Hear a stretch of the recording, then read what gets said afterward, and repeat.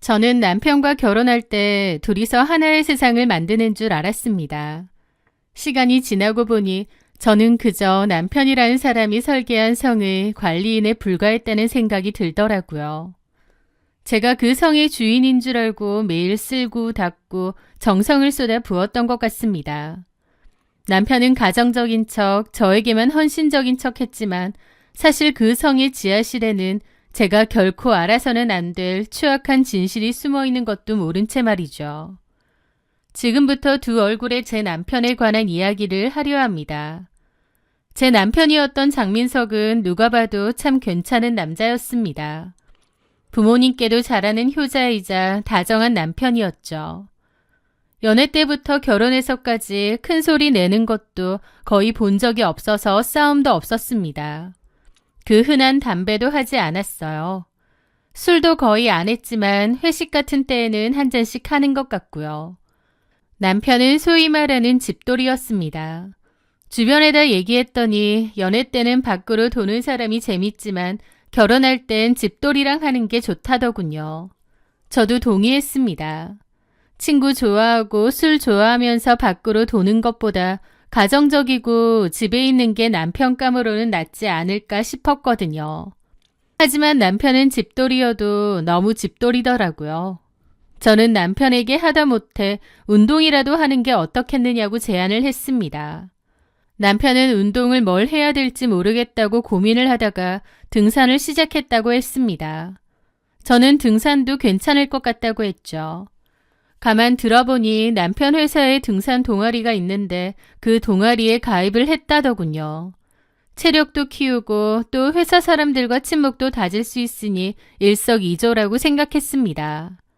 그렇게 남편은 2년 전부터 주말 등산을 시작했습니다. 남편은 등산이 생각보다 너무 재미있고 체력이 좋아지는 것 같다고 하더라고요. 저도 그 말에 너무 기분이 좋았죠. 왜냐면 그맘때 남편은 회사 일이 바빠 야근이 많아졌는데요. 건강이 나빠지는 게 눈에 보일 정도였거든요. 살도 좀 빠지고 얼굴색도 퀭하고 맨날 앉아서 일만 하니까 너무 무리한 거 아닌가 했는데 등산을 다니면서 얼굴색도 밝아지고 훨씬 건강해지는 게 눈에 보이더라고요. 그렇게 남편은 매주 토요일 새벽 5시가 되면 몸을 일으켰습니다. 남편이 들고 갈 따뜻한 보리차를 보온병에 채워주고 후식으로 먹을 과일도 챙겨주었죠. 그럴 때마다 남편은 그냥 대충 사 먹어도 되는데 뭐하러 일어나. 됐어, 이게 뭐라고. 넉넉하게 쌌으니까 동료분들하고 나눠 먹어. 남편이 등산 가방을 메고 힐링하고 오겠다면서 늘 집을 나서곤 했죠. 그게 저희 부부의 주말 풍경이었습니다. 그런데요, 언젠가부턴가 아주 미묘한 위화감이 들기 시작했습니다. 마치 아주 작은 가시 하나가 신발 속에 들어간 것 같은 기분이었죠. 어떤 본능적인 불안함이었던 것 같기도 한데 그때는 애써 그런 감정을 무시했습니다. 그러던 어느 날이었어요. 그날은 남편이 북한산에 간다던 토요일이었습니다. 토요일에는 비가 안 왔지만 바로 전날에 비가 꽤 내려서 땅이 질척거릴 것 같더라고요. 그렇게 등산을 간 남편이 저녁 8시쯤 돌아왔는데 동료들이랑 술 한잔을 했다고 하더라고요. 술 기운도 있고 그날따라 유독 피곤해 보이기도 했습니다. 비온 뒤라 그런지 산길이 많이 험해서 평소보다 더 피곤한가 보다 생각했어요. 남편은 씻기 위해 곧바로 화장실로 갔습니다. 평소에 남편은 워낙 단정한 사람이라 집에 오면 등산화를 바로 신발장 안으로 집어넣고 가방도 알아서 정리를 한 뒤 장 안에 걸어두거든요. 그런데 그날은 피곤한 탓인지 아니면 술기운 때문인지 등산화도 그냥 놔두고 가방도 대충 바닥에 두더라고요. 저는 남편 가방을 대신 정리해 주려고 했는데 좀 이질적인 냄새가 코끝을 스치는 거예요. 등산을 가면 을에 날 것 같은 산 특유의 흙냄새와 풀냄새, 남편의 땀냄새 같은 게 아니라 뭔가 인공적인 향기가 났다고 할까요? 저렴한 방향제 냄새 같기도 하고 섬유 탈취제 냄새 같기도 했고요. 제가 코가 좀 예민한 편인데 묘하게 이질적인 냄새를 느꼈던 거죠. 그런데 더 이상한 건 남편의 등산화였습니다. 비 온 뒤에 산행을 했다면 틈새마다 진흙이 잔뜩 박혀 있어야 되는데 남편의 신발 밑창은 비교적 깨끗했어요. 약간의 흙 정도는 있지만 비 온 다음 날 산행을 한 사람의 신발 같지가 않았죠. 뭔가 이상하더라고요. 직감적으로 남편이 산을 안 갔다 온 게 아닌가 싶은 겁니다. 남편은 잠시 후 씻고 나왔고 제가 물어봤죠. 자기야, 오늘 북한산 갔다 온 거 맞아? 왜? 근데 신발이 왜 이렇게 깨끗해? 저는 웃으면서 가볍게 물어봤습니다. 그런데 그 순간 남편은 당황한 얼굴이 되더라고요. 그냥 가볍게 물었는데 남편이 너무 당황한 얼굴이 되니 그게 더 이상하게 느껴졌죠. 실은 그게 입구까지 갔는데 직원이 입산을 통제하더라고. 어제 비가 너무 많이 와서 위험하다고. 그래서 그냥 동호회 사람들이랑 산 밑에만 좀 걷다가 백숙 먹고 술 한잔하고 그러고 온 거야. 라는 거예요. 좀 의아하더라고요. 그러면 그렇다고 말하면 되지 왜 저한텐 산을 갔다 왔다고 하는지. 하지만 구구절절 말하기 피곤하고 귀찮아서 그랬나 보다 생각하고 말았습니다. 아, 그랬구나. 그래 잘했네. 바닥 질척거릴 텐데 괜히 올라가면 위험할 수도 있고. 그래도 자기가 싸준 과일은 식당에서 나눠 먹었어. 다들 맛있다더라. 남편은 그렇게 말하면서 제 손에 들고 있던 가방을 도로 들고 가더라고요. 자기가 정리한다면서요. 남편의 대답은 막힘이 없었지만 제 심장 한구석에서는 정체 모를 불안이 싹트기 시작했습니다. 그날 밤 남편이 깊이 잠든 것을 확인하고 저는 거실로 나왔어요. 뭔가 확인을 해야 될 것 같은 기분이 들었거든요. 그래서 남편이 세탁실에 벗어둔 등산복 바지 주머니도 확인하고 바람막이 주머니도 확인했습니다. 그리고 남편이 치워둔 등산 가방도 뒤져보게 되었죠. 그런데 주머니 깊숙한 곳에서 무언가가 걸리는 겁니다. 이게 뭐지 싶어 꺼내보니 황당하게도 그것은 콘돔이었습니다. 손바닥 위에 놓인 그걸 보는 순간 심장이 쿵쾅거리기 시작하더라고요. 이게 왜 있지? 이걸 왜 들고 다니지? 등산 가방에 이게 있을 이유가 뭐지? 머릿속에는 여러 가지 생각들이 가득 찼죠. 다음날 아침 저는 남편에게 그 콘돔을 내밀었습니다. 남편은 의아한 얼굴로 저를 보더라고요. 이거 당신 등산 가방에서 나왔어. 설명해봐. 남편은 처음에는 좀 당황한 듯 했지만 이내 특유의 능청스러운 웃음을 지으며 제 손에 든 것을 뺏어갔습니다. 아, 이거? 어제 동호회 뒤풀이 갔다고 했잖아. 강대리가 동호회 총무인데 장난으로 하나씩 나눠주더라고. 원래 강대리가 엄청 짓궂어. 지수야, 너 설마 이런 거 가지고 나 의심하고 그러는 거 아니지? 저는 어이가 없더라고요. 장난으로 이런 걸 나눠준다고? 그게 상식적으로 말이 돼? 강대리는 이걸 왜 들고 왔어? 원래 좀 개짜 같은 사람이잖아. 장난치려고 들고 왔나 보더라고. 아니, 근데 자기야, 왜 그렇게 따지고 들어? 나 좀 서운하려 그러네. 나 못 믿어? 내가 등산 건네놓고 이상한 짓 하고 다니는 것 같아? 라면서 잔뜩 억울한 표정으로 따지는 겁니다. 그게 아니라 등산 가방에서 이런 게 나왔으니까 당연히 좀 이상하잖아. 아, 됐다.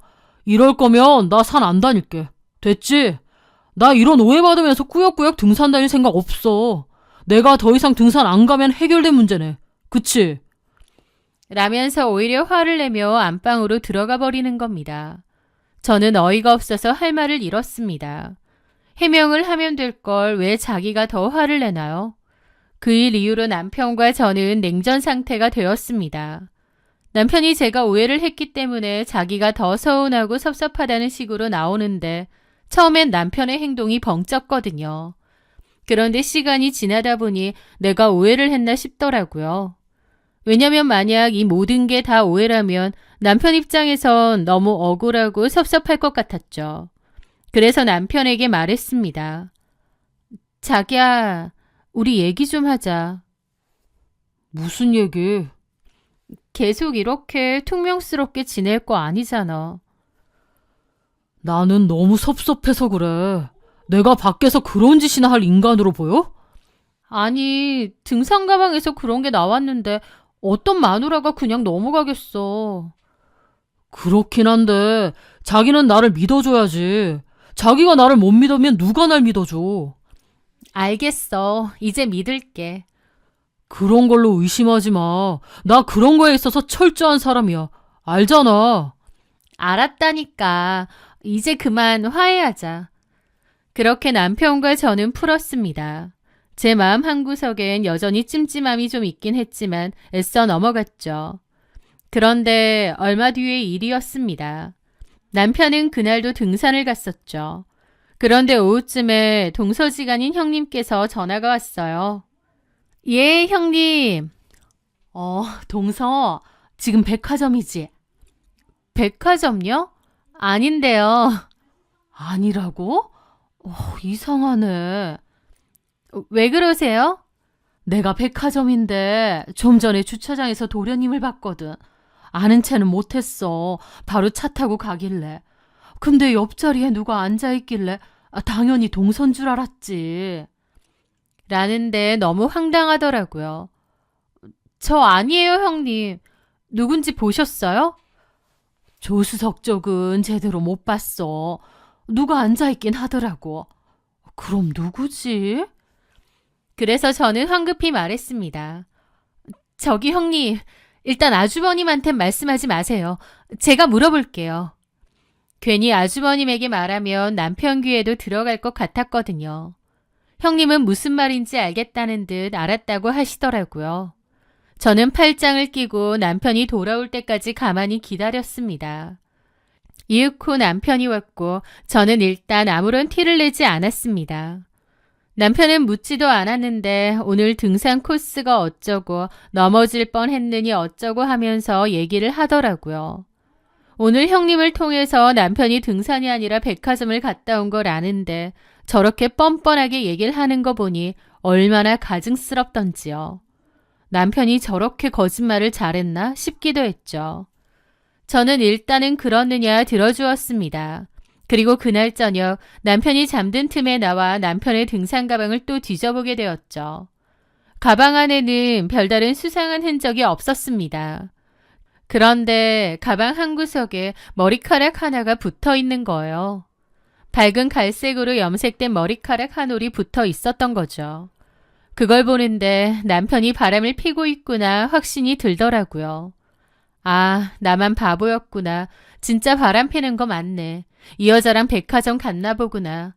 온몸에 피가 거꾸로 솟는 듯한 뜨거운 분노와 냉기가 교차했습니다.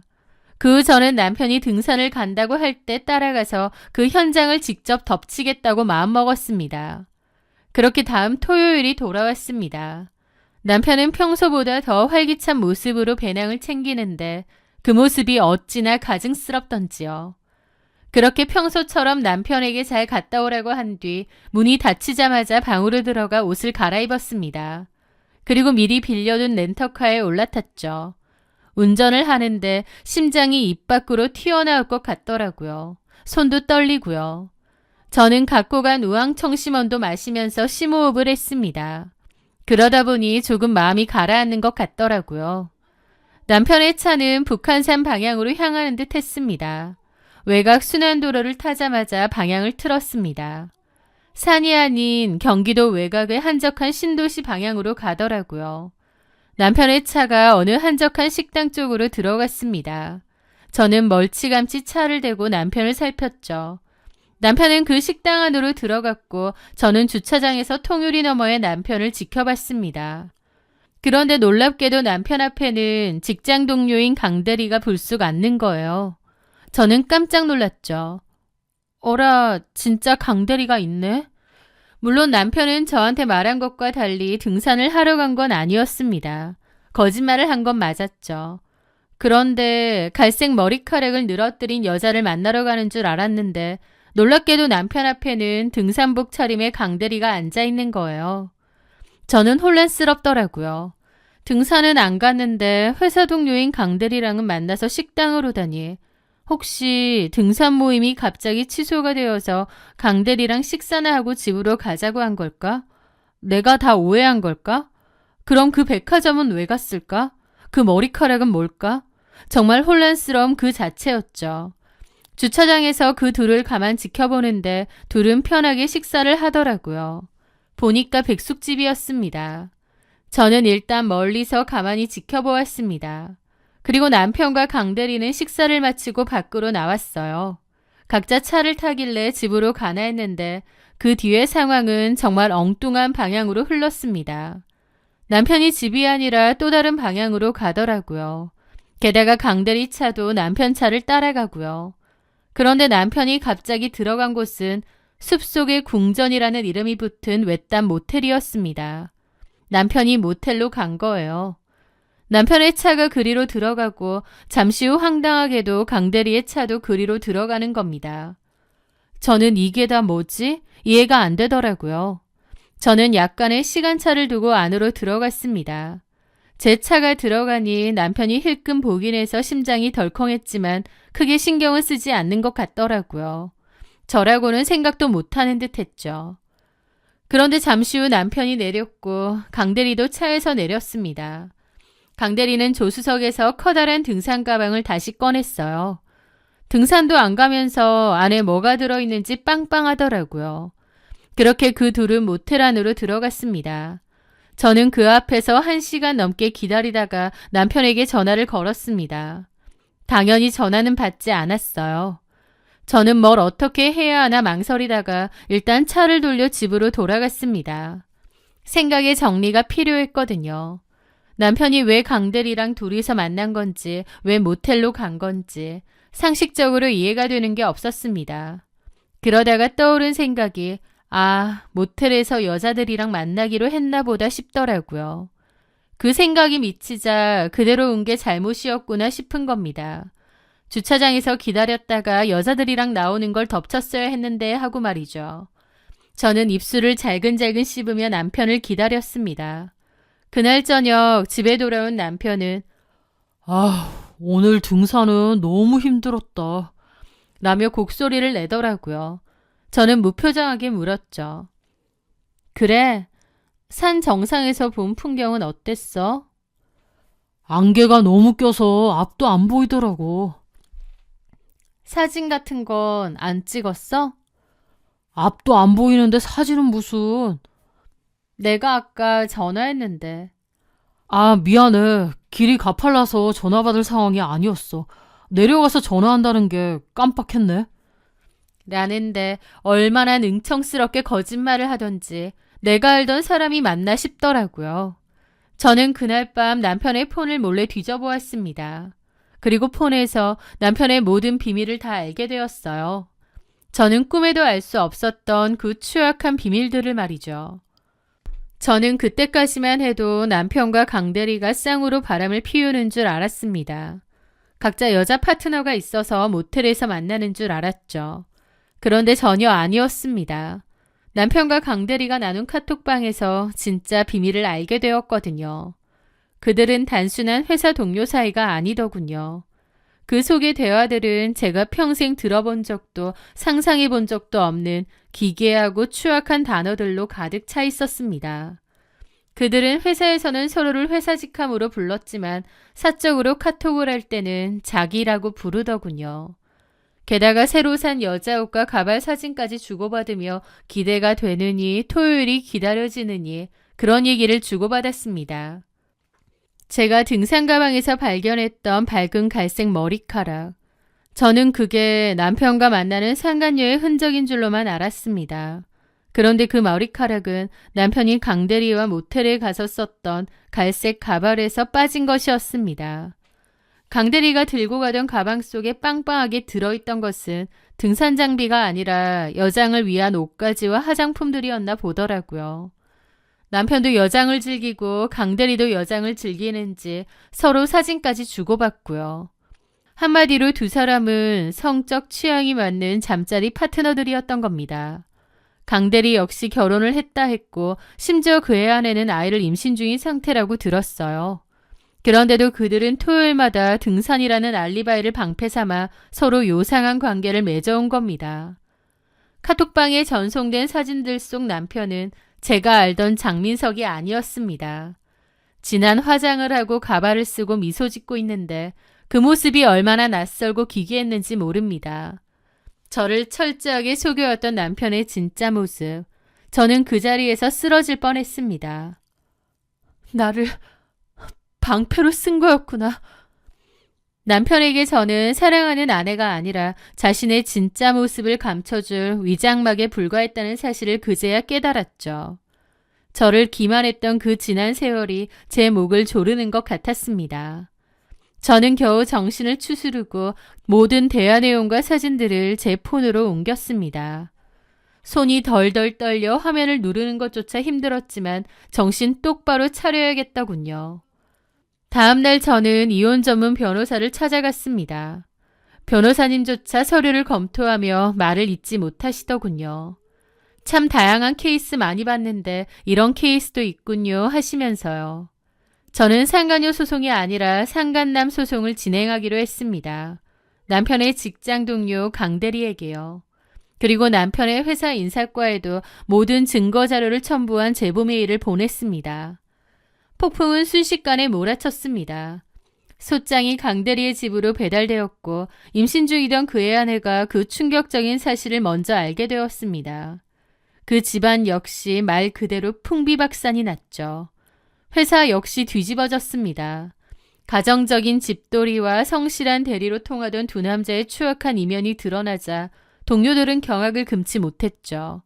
결국 남편과 강대리는 나란히 대기발령 조치까지 당했습니다. 저는 진작에 친정으로 집을 옮긴 상태였고요. 벼랑 끝에 몰린 남편이 전화해서 울먹이더군요.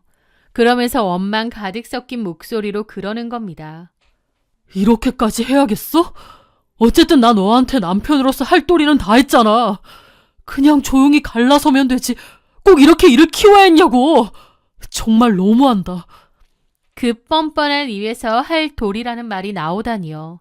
할 도리가 뭔데요? 저를 이용하기까지 했으면서 참 끝까지 뻔뻔하더라고요. 네가 지금 나를 원망할 일이야? 내 잃어버린 세월, 너라는 인간한테 농락당한 내 마음은 누가 보상해주는데? 넌 나라는 사람의 인생까지 통째로 이용하고 기만했잖아. 뭐가 억울한데? 뭐가 원망스러운데? 나는 너랑 강대리라는 그 인간 죽여버리고 싶은 심정이야. 알아? 다시는 전화하지 마. 앞으로 할 말 있으면 변호사 통해서 처리해. 나는 너랑 더 이상 아무 말도 하고 싶지 않고 그 면상 보고 싶지 않으니까. 그게 마지막 통화였습니다. 그 후 저는 소송 끝에 남편과 이혼했습니다. 강대리는 회사를 그만두고 잠적했고 남편 역시 대기발령 상태에서 소문이 파다하게 퍼지자 견디지 못하고 사표를 냈다고 들었습니다. 남편에게 저는 과연 무엇이었을까요? 끝까지 자신만을 걱정하며 흘리던 그 악어의 눈물을 떠올리면 씁쓸한 웃음이 납니다. 저를 기만했던 그들의 최후를 뒤로한 채 저는 다시는 누군가의 방패가 아닌 나 자신으로 살아가겠다고 굳게 다짐했습니다. 내가 겪은 일이 참 기막힌 일이지만 살다 보면 정말 어이없는 일, 황당한 일도 많잖아요. 이 일도 그냥 그러한 일이다 생각하고 넘기려고 합니다. 곱씹어봤자 제 속만 만신창이가 될 것 같거든요. 시간이 많이 지나고 나면 좀 더 홀가분하게 또 어이없는 웃음과 함께 내가 그런 일을 겪었었지, 참 미친놈들한테 내가 걸렸었지 떠올릴 날이 오겠죠. 제 사연 들어주셔서 감사합니다.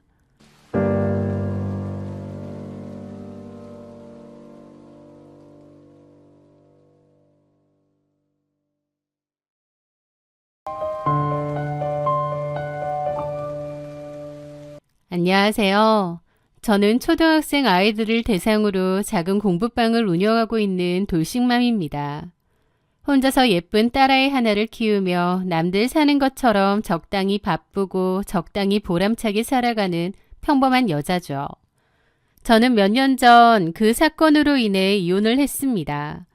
그 전까진 평범하게 큰 문제 없이 잘 살았는데 정말 사고처럼 갑자기 그 일이 생겼고 결국 저는 이혼을 했어요.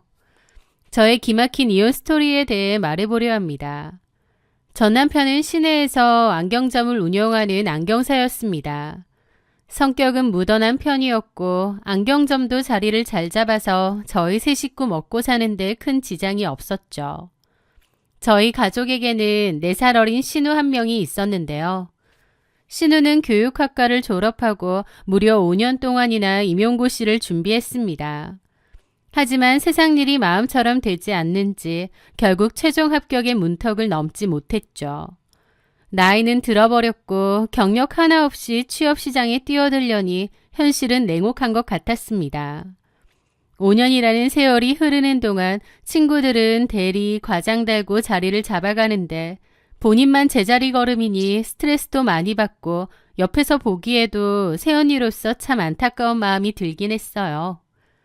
그러던 어느 주말 오랜만에 시댁 식구들과 다 같이 모여 저녁 식사를 하는 자리였습니다. 그날따라 신우는 더 기분이 안 좋아 보이더라고요.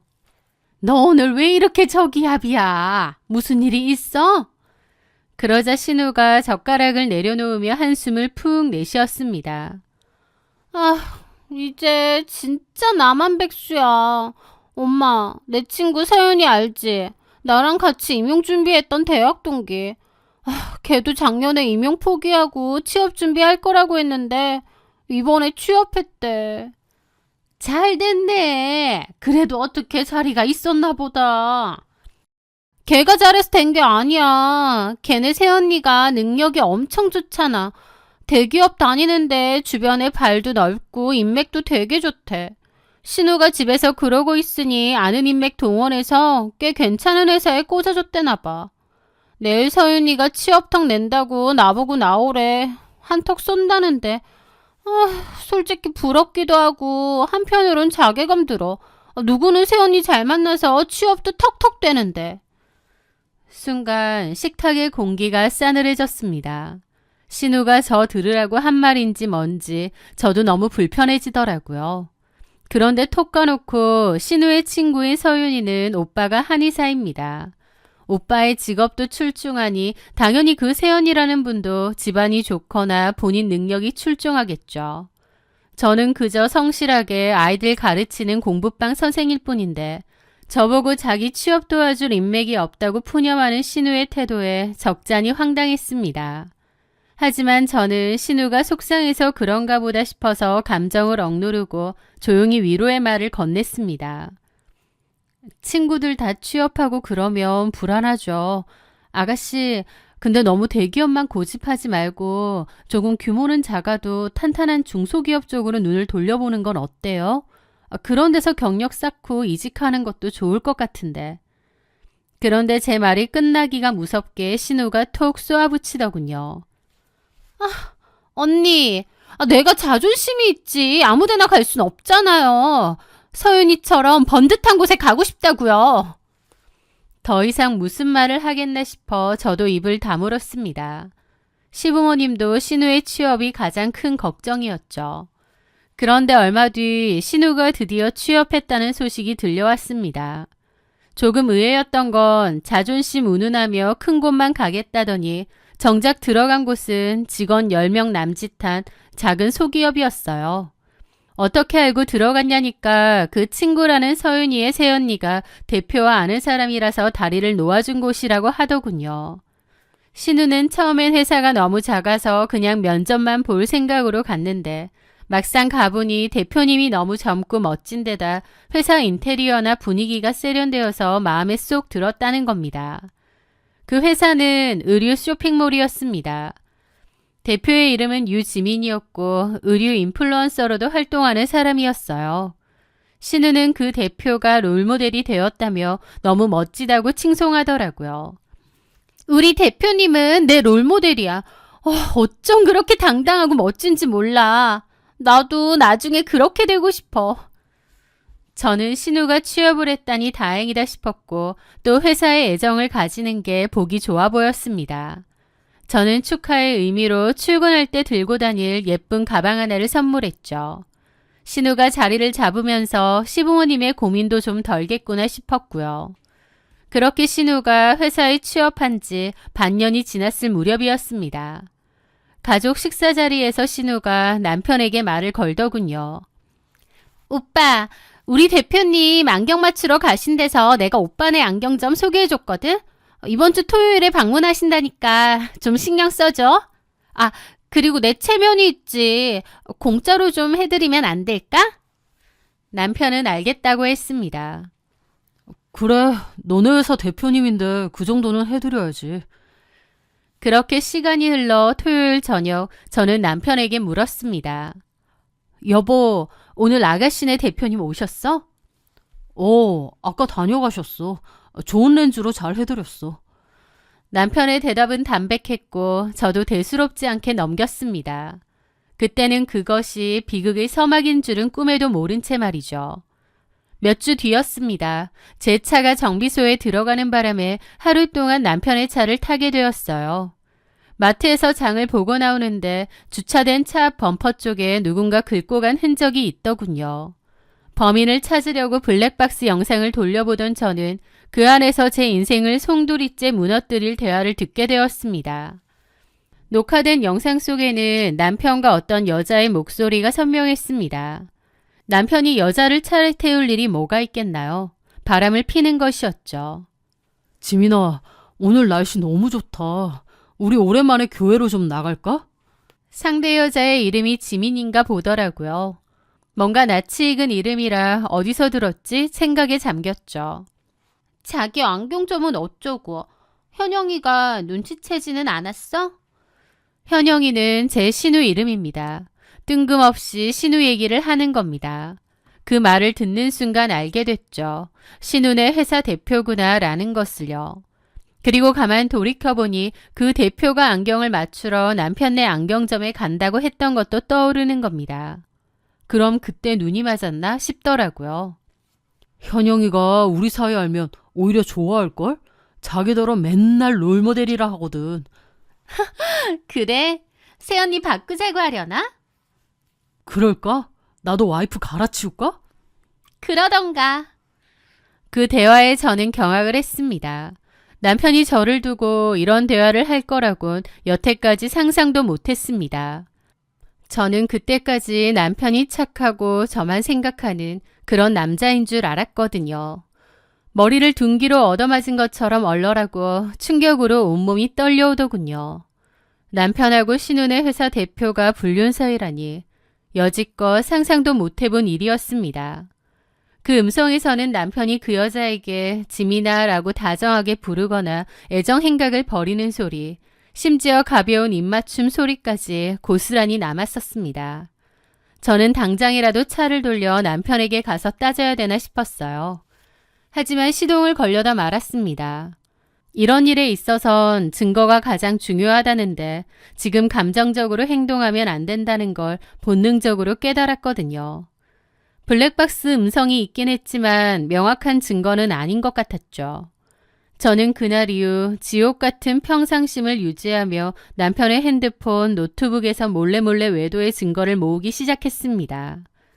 제가 이악 물고 겉으로는 티를 안 낸 덕분에 남편은 제가 불륜 사실을 알았을 거라고는 상상도 못했는지 핸드폰 보안도 허술하게 둔 채 유지민과 은밀한 대화를 이어갔습니다. 밤늦게 아이를 재우고 홀로 앉아 그들의 다정한 사진과 대화를 하나하나 수집할 때마다 제 가슴에는 피눈물이 고였습니다. 남편을 믿고 살았는데 이런 배신을 안겨주는구나 싶어서 치가 떨렸죠. 그렇게 얼마 뒤였습니다.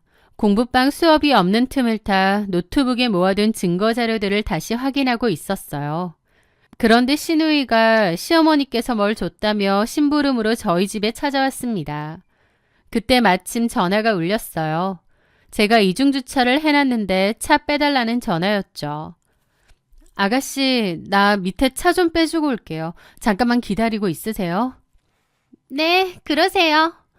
저는 잠깐 내려갔다가 차를 다시 주차하고 올라왔습니다. 그런데 올라와 보니 신우가 없는 거예요. 기다리라 했는데 어디 갔지 싶던 차에 제 노트북이 켜져 있는 겁니다. 설마 하는 마음에 노트북으로 가봤더니 놀랍게도 그전까지 제가 보고 있던 남편의 외도 증거들이 통째로 삭제되어 있었습니다. 휴지통까지 말끔히 비워져 있고요. 경악스럽더라고요. 아마 제가 내려간 틈에 신우가 노트북을 받고 자기 오빠와 대표의 불륜 사실을 알았던 모양이었습니다. 그리고 그 불륜 증거를 다 삭제한 것 같았죠. 저는 경악을 했고 또 동시에 너무 괘씸하더라고요. 진우 오빠 불륜 증거라는 걸 확인하자마자 삭제를 하다뇨. 아무리 팔은 안으로 굽는다지만 이건 아니다 싶더라고요. 저는 신우이에게 바로 전화를 했는데 계속 통화 중이었습니다. 아마 남편이나 유지민에게 전화하는 것 같았어요. 제가 다 알았고 증거를 모아놨다고 말해주려고 했겠죠. 신우에게 전화 좀 하려고 카톡을 보내도 답이 없었습니다. 그렇게 몇 시간 후 퇴근한 남편은 제 눈치를 보더군요. 신우에게 제가 알았다는 것을 들어서 눈치를 보는 거겠죠. 아가씨랑 전화했으니 다 알겠네. 내가 당신이랑 유지민 그 여자 바람핀다는 거. 그런데 남편은 박박 우기더라고요. 뭔 소리야? 무슨 바람? 무슨 헛소리라는 거야? 유지민이 누군데? 우기시겠다. 증거 없어졌다고 생각해서 그냥 우기면 될 줄 알지. 그랬더니 남편은 생사람 잡지 말라며 증거 있냐고 큰 소리를 치는 겁니다. 어이가 없더라고요. 제가 다 알았다는데 그저 우기면 장땡이라는 그 뻔뻔한 태도에 부하가 치밀어 올랐습니다. 와, 이런 식으로 나온다고? 이게 우긴다고 될 일이야? 어떻게 나한테 이래? 뭔 소리 하는지 모르겠다고. 난 모르는 일이라니까? 당신이 오해한 거 아니야? 증거도 없겠다. 그냥 무작정 우길 참이었던 것 같은데 제 심장은 차갑게 식다 못해 단단한 얼음덩이가 되는 기분이었습니다. 지랑 나랑 연애 포함해서 같이 보내온 시간이 얼만데 사람을 이렇게 바보 취급하나요? 오만정이 다 떨어지더라고요. 저는 남편을 빤히 바라보았습니다. 그리고 말했죠. 진짜 정 떨어진다. 그냥 우기면 그만이야? 눈앞에서 증거 사라졌으니 그만인 줄 아냐고. 난 뭔 소리 하는지 모르겠다고. 내가 무슨 바람이라는 거야. 당신 정신과 치료라도 받아봐. 그러면서 자리를 뜨더라고요. 저는 어이가 없었습니다. 하지만 저는 안달복달할 필요가 없었습니다. 왜냐면 며칠 뒤 남편과 상간녀에게 상간소송 소장이 아주 잘 전해졌으니까요. 저는 사실 그 전부터 이미 변호사를 만나 상담을 다 마쳤고 자료까지 다 보낸 상태였습니다. 신우가 왔을 때 제가 보고 있던 건 변호사에게 보낸 자료를 다시 한번 확인하는 거였죠. 신우가 제 컴퓨터에서 삭제를 하든 말든 어쨌든 원본은 다 변호사에게 보낸 것이었습니다. 그리고 계획대로 소장은 발송되었고요. 소장을 받은 남편은 집에 오자마자 이게 뭐냐고 날뛰더라고요. 저는 이혼 서류도 같이 주었습니다. 이제 끝내자. 너 마누라 갈아치우고 싶다며. 그 여자랑 살고 싶나 본데 그렇게 해줄게. 나도 너한테 정 털려서 더 이상은 한 집에서 못 살겠거든. 제 예상대로 남편은 저를 붙잡지도 않았습니다. 그 유지민이라는 여자에게 마음이 온통 가 있는 모양이었죠. 저는 시부모님께도 전화해서 이 사실을 전부 알렸습니다. 신우가 외도 자료를 삭제한 것까지요. 처음에는 시부모도 현수가 미쳤나 보다라며 미안하다고 잘 얘기해 볼 테니 이혼은 하지 말라고 말리셨습니다.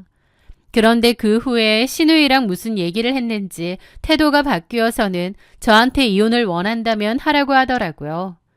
팔은 안으로 굽는다고 시댁 식구들한테 기대도 없었지만 정말 남은 정마저 다 털리는 기분이 들었습니다.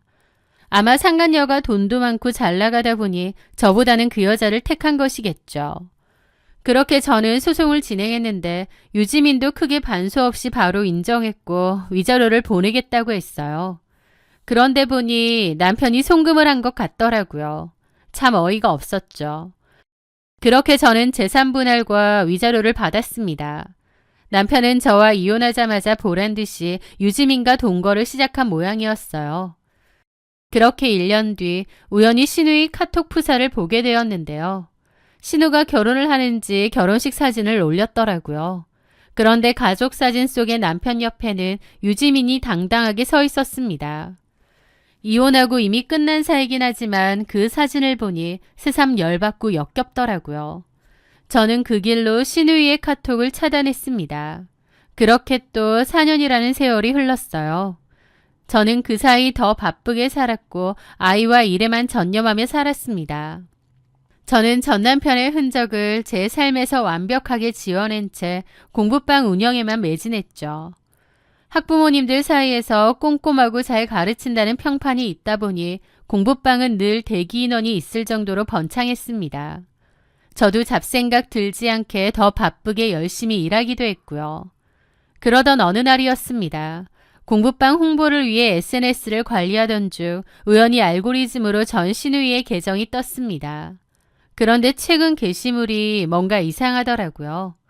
결혼해서 신혼생활하면서 깨볶으며 살 줄 알았는데 웬걸 신우의 SNS에는 신우가 직접 쓴 악에 바친 폭록을 하나가 올라와 있었던 겁니다. 내용은 이랬습니다. 사만 쇼핑몰 대표 유지민의 추악한 실체를 고발합니다. 사만 쇼핑몰의 대표 유지민은 과거 나의 친오빠와 바람이 나서 이혼을 하게 만들었다. 나는 그 사실을 몰랐고 오빠의 인생이니 응원하려 했다. 나는 1년 뒤 결혼을 했고 2살 된 아이를 키우고 있는데 내가 조리원에 있을 때부터 남편이 바람을 피웠다는 사실을 알게 되었다. 그런데 놀랍게도 그 상대방이 나의 새언니였던 유지민이었다. 심해 부와 바람이 난 천하의 미친 여자가 바로 유지민이다.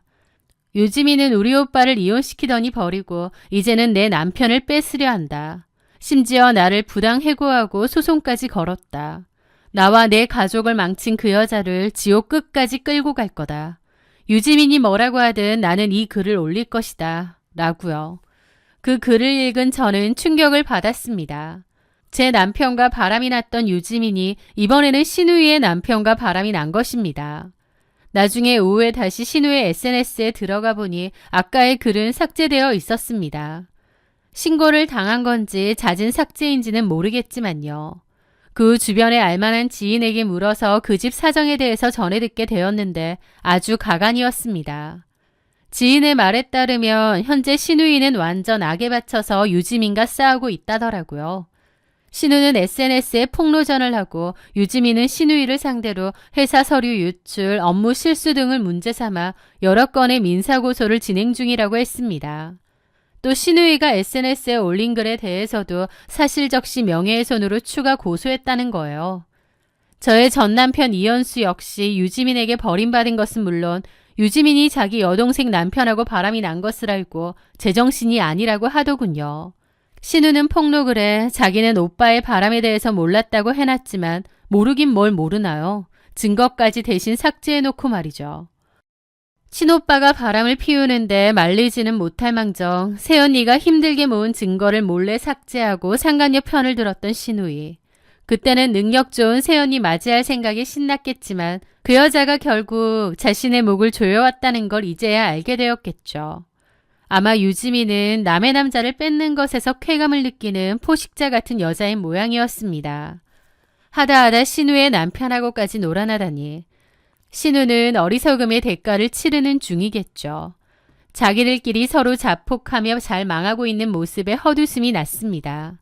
나랑 이혼하고 잘 먹고 잘 사는 것 같아서 분했던 적도 있었는데 자기들끼리 치고받고 싸우는 것을 알게 되니 이제는 두 발 뻗고 잘 수 있을 것 같습니다.